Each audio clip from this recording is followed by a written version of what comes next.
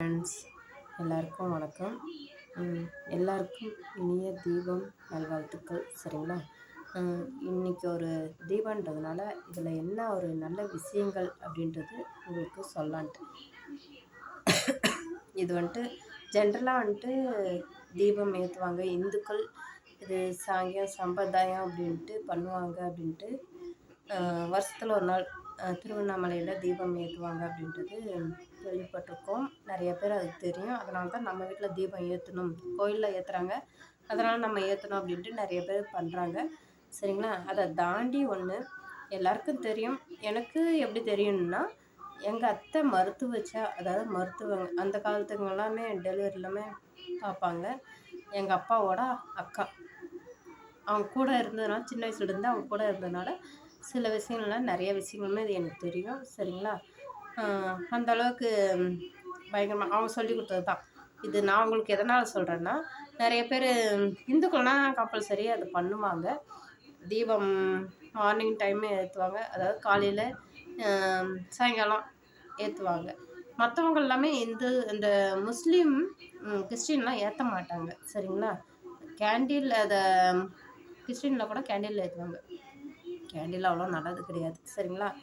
இப்போ எதனால் இந்த தீபம் அப்படின்றது நான் முக்கியத்துவத்தை கொடுத்து உங்கள்கிட்ட சொல்கிறேன்னா, ஸோ இது வந்து சயின்ஸு பிரகாரமாக பாருங்கள். சயின்ஸு பிரகாரமாக இது வந்து நமக்கு அவ்வளோ உடம்புக்கு அவ்வளோ நல்லது. சரிங்களா?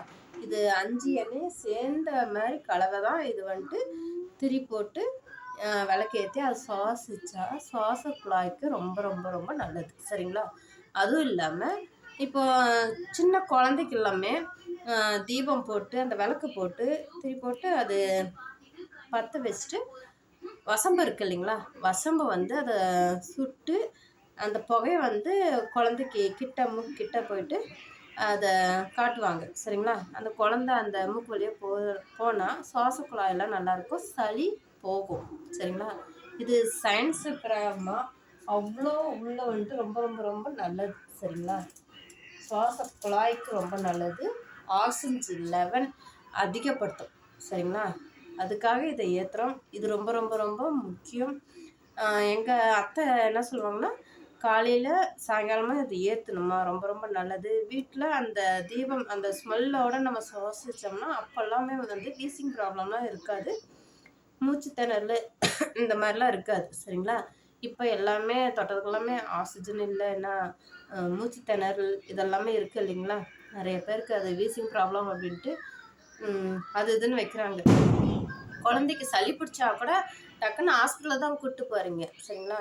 இந்த மாதிரி சின்ன சின்ன இதெல்லாம் பண்ணாவே குழந்தைய ஆரோக்கியமாக நல்லா இருப்பாங்க. தொட்டதுக்கெல்லாம் மருந்து ஊற்றாதீங்க. சரிங்களா?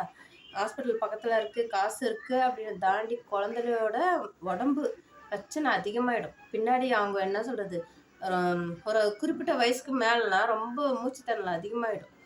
அதுக்காக தான் இந்த விழிப்புணர்வு உங்களுக்கு கொடுக்கலாம் அப்படின்றதுனால தான் நான் வீடியோ போட்டேன். ஓகேங்களா? ஓகே, தேங்க்யூ ஃப்ரெண்ட்ஸ், பாய்.